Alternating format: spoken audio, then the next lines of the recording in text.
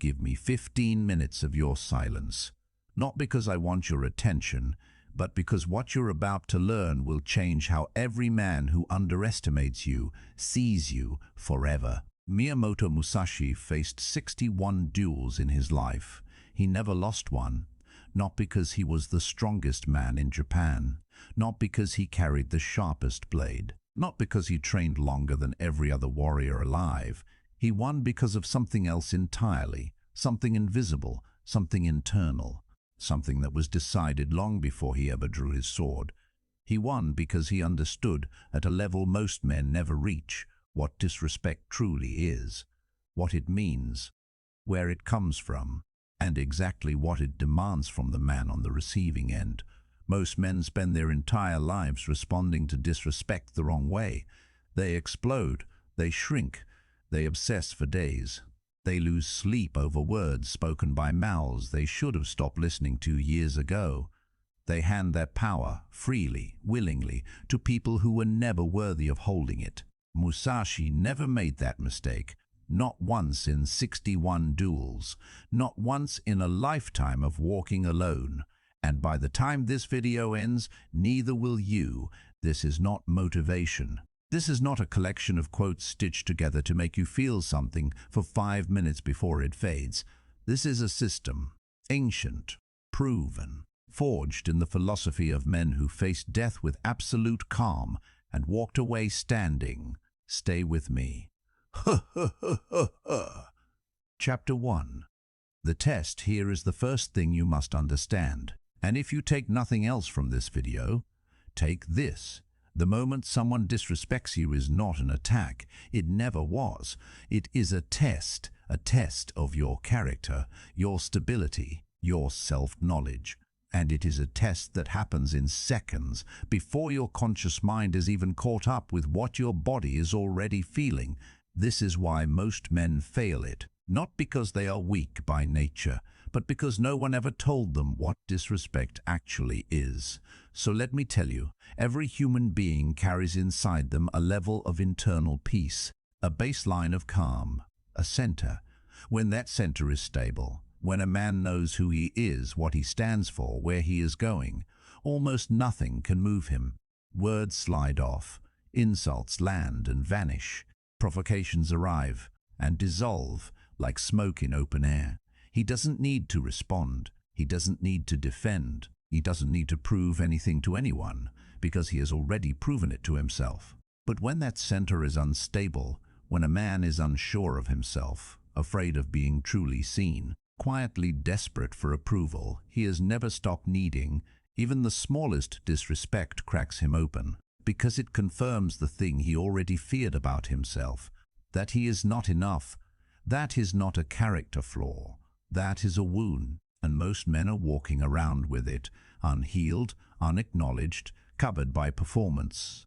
The disrespect doesn't create that wound. It simply finds it. Now here is what this tells you about the person doing the disrespecting. Think carefully. A man who is genuinely secure, genuinely powerful, genuinely at peace with who he is, does he go out of his way to diminish others? Does he insult strangers? Does he belittle colleagues? Does he cut men down in public to make the room laugh? No, he doesn't need to, because he is already full. The man who disrespects you is not full, he is empty. He is reaching across the space between you, reaching for your composure, your reaction, your dignity, because somewhere deep inside himself he is running out of his own, and he is hoping, consciously or not, that if he can destabilize you, he will feel more stable. That is the transaction he is attempting. This is not an excuse for his behavior. This is the truth beneath it. And once you see it, truly see it, not just hear it, you cannot unsee it. The disrespect stops being personal, because it never was personal. It was always about him. Think about the last time you were harsh with someone, genuinely harsh. Not your finest moment, not a moment of confidence or strength, a moment of pressure, of exhaustion, of fear dressed up in the clothing of aggression. You were not at your best when that happened. Neither are they. Every single act of disrespect, every cutting word, every dismissive glance, every public humiliation is a confession. Read it that way, not as an assault on your worth, as a signal of their war, their internal chaos, their unresolved wounds, their quiet desperation to feel larger by making you feel smaller. It is the oldest trick of the insecure, and the samurai, who had studied human nature the way a surgeon studies the body, saw through it completely. Here is what they understood about the moment of disrespect that no other warrior tradition has ever articulated so cleanly. They did not see it as a moment of danger. They saw it as a moment of revelation, a question asked by life itself, without warning, without mercy, without time to prepare an answer. The question is this: who are you underneath the pressure? Not who you tell yourself you're in the quiet of the morning, not the man in your journal, not the man in your plans, who you actually are. When the fire is pointed directly at you, when the room is watching, when your ego is screaming and your pride is bleeding and everything in your body is telling you to react, in that exact moment, who shows up? That is the test. That is the only test that has ever mattered. And the samurai trained their entire lives not to win the duel, but to be the right man when it arrived. The calm river does not rage when a stone is thrown into it. It absorbs, it continues, it flows, not because it cannot feel the disruption, but because it knows, without thought, without effort, without doubt, exactly what it is. The question this moment is asking you is simple: do you? There is a story most people know about Miyamoto Musashi, but most people miss the lesson hidden inside it. In 1612, Musashi was challenged to a duel by Sasaki Kojiro, the most celebrated swordsman in Japan. Kojiro was faster, technically flawless, backed by an entire school of disciples who had spent years studying under him. By every conventional measure, Kojiro should have won. The duel was scheduled for dawn. On a small island off the coast, Musashi arrived hours late, not by accident, not by laziness, not out of disrespect for the occasion, by design. He arrived on a boat, casually carving a wooden sword from an oar. Kojiro was already on that island, burning. He had been standing in the heat, in full armor, surrounded by witnesses, waiting. His rage had been building for hours, his concentration shattered, his composure dissolved. He screamed at Musashi when he finally arrived. Musashi said nothing. He stepped off the boat.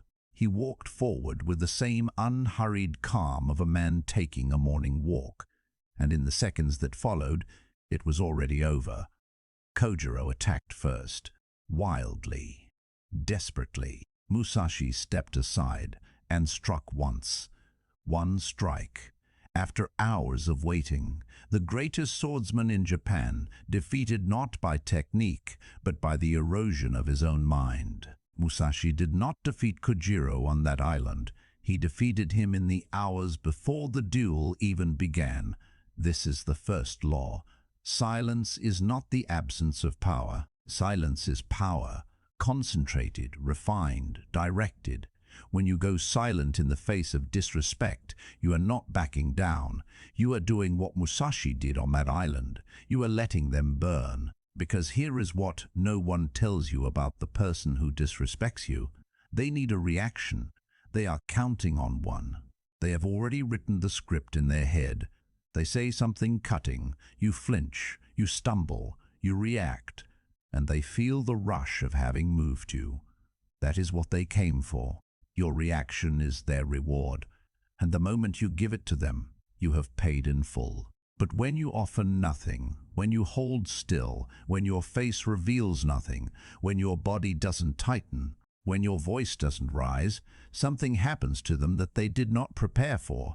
They are left alone with what they just said, with the sound of their own cruelty hanging in the air with no reaction to absorb it. No one to blame for the discomfort but themselves. The silence turns, and it points directly back at them.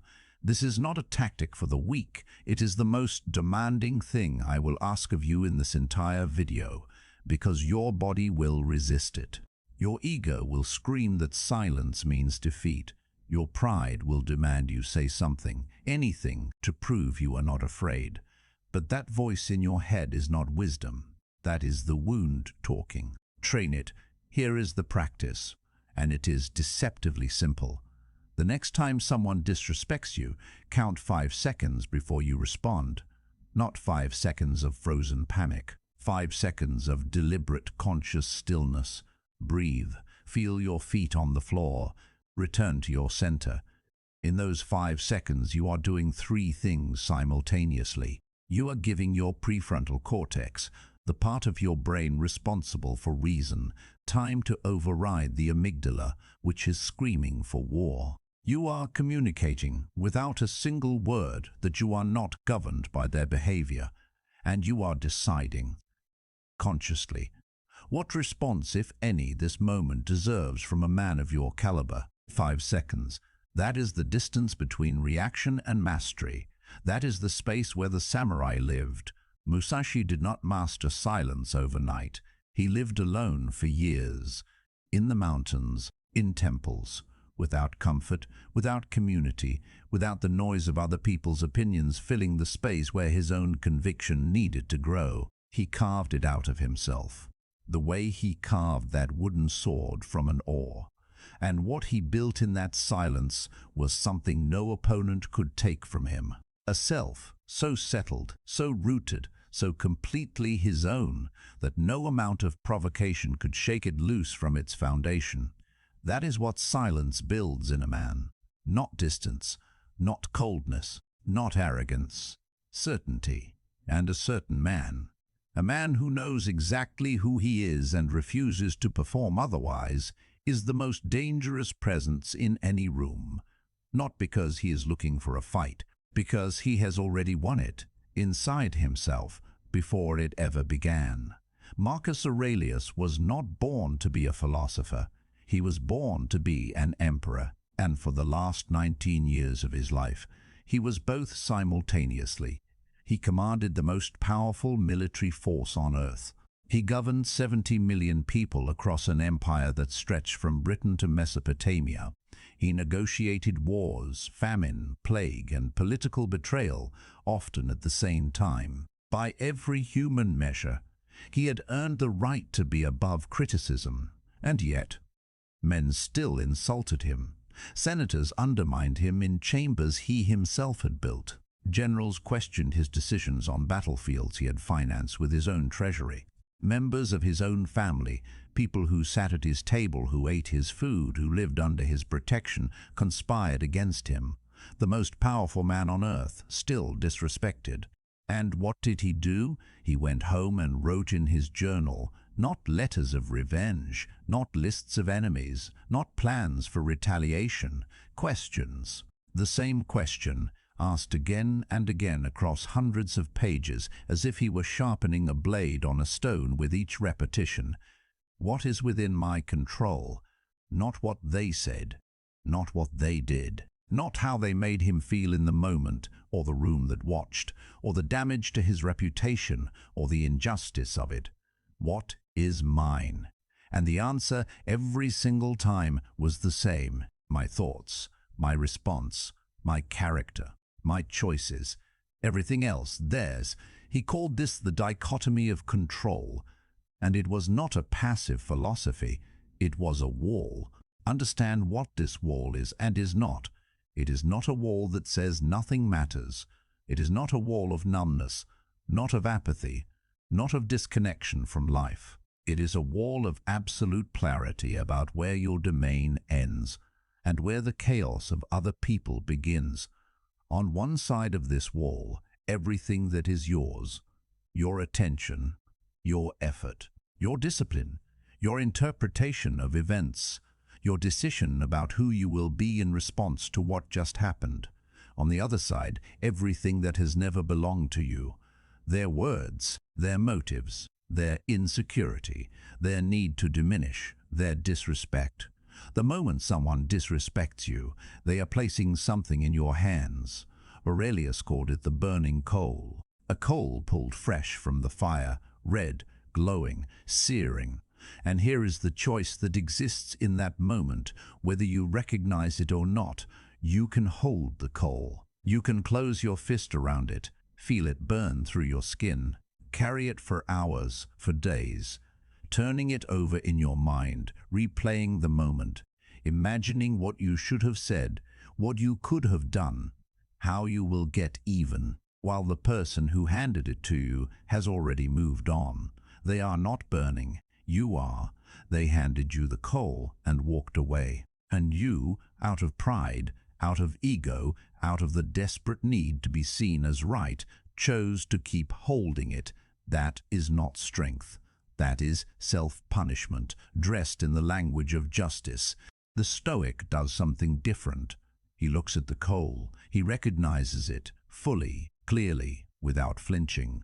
He names it for what it is, something that was never mine to hold, and he sets it down, not because he is a pushover, not because the disrespect was acceptable, but because he is wise enough, disciplined enough, to understand that his peace is not a luxury. It is a weapon, and the man who maintains his peace while everything around him demands he abandon it, that man is operating at a level his opponents cannot reach. Aurelius understood something that took him decades of practice to fully inhabit. You cannot control what enters your life. The storms will come. The insults will come. The betrayals, the dismissals, the moments of casual cruelty from people who should have known better. They will come. The only question, the only one that has ever mattered, is what you do with what arrives.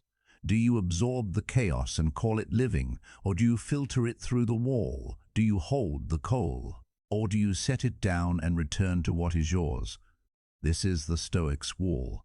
Build it, maintain it, return to it every single time the fire is pointed at you, not because life will get easier, but because you will get stronger. And a strong man behind a clear wall is not someone the world can move. He is someone the world has to reckon with. Let me ask you something. Think about the last time someone disrespected you. Not a small slight, a real one. Something that landed hard. Something that stayed with you longer than it should have. What did you do? Most men, if they're honest, fall into one of two traps. The first trap is collapsing. They go quiet. But not with power, with fear. They laugh it off when nothing is funny. They minimize. They apologize for things that don't deserve apology. They make themselves smaller, hoping the discomfort ends faster. This is not the silence of Musashi. This is the silence of a man who has abandoned himself. The second trap is exploding. The jaw tightens, the voice rises, the words arrive before the thought. They match cruelty with cruelty, or they say nothing in the moment and then spend the next 3 days constructing the perfect comeback inside their head. Running simulations, burning. Here is what no one says out loud about both of these responses. They are the same thing, wearing different masks. Both are surrender. The man who collapses surrenders his dignity. The man who explodes surrenders his clarity. And in both cases, the person who disrespected them has already won. There is a third option, and Musashi pointed to it over 400 years ago in the Book of Five Rings. He called it the strategy of emptiness, not the emptiness of having nothing inside you.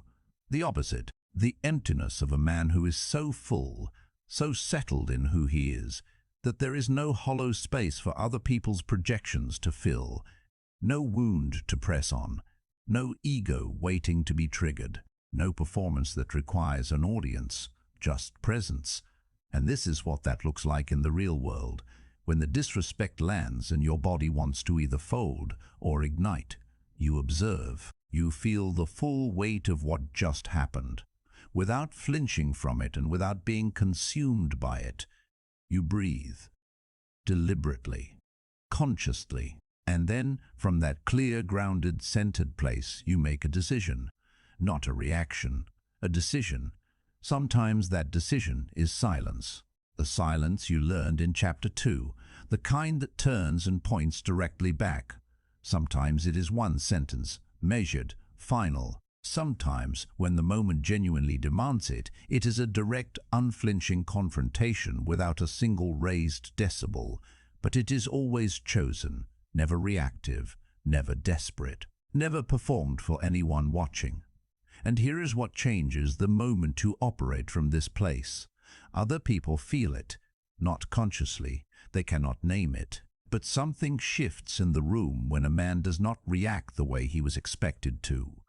When he doesn't flinch, when he doesn't scramble, when his eyes stay level and his body stays still and his voice stays even. They were prepared for weakness or aggression. They were not prepared for stillness. And stillness, true stillness, from a man who has done the internal work, communicates something no language can. I know who I am. And what you just said has not changed that by a single degree. That is not arrogance. That is what discipline builds in a man. Slowly, over thousands of small choices. The kind of choices no one else sees. Musashi fought over 60 duels in his life. He lost none. Not because he was the fastest, not because he was the strongest, because he had already mastered the only terrain that ever mattered. The terrain inside. Here is the truth no one wants to say out loud. You will be disrespected again. Next week, next month. By a stranger, a colleague, or someone who should know better, and won't. It will come. The only question is who you will be when it does. Everything you've absorbed in this video, Musashi on the island, Aurelius, and the burning coal, the wall, the silence, the third option, it all comes down to a single moment, a breath, a choice. Who you are before you learn this versus who you are deciding to become. The ancient samurai did not measure a man by his victories. They measured him by how he carried himself in the moment of insult, because anyone can be gracious when life is gracious back. The question is what you do when it isn't, when the disrespect lands and you hold still, when the coal is placed in your hands and you set it down, when the silence is uncomfortable and you let it breathe. When all of that happens and you do not collapse and you do not explode and you do not perform, you are no longer the man they expected. You are the man you chose. And that man, the one forged in silence, in stillness, in the discipline no one else can see, cannot be diminished. Not by their words, not by their cruelty, not by their emptiness. He can only be revealed.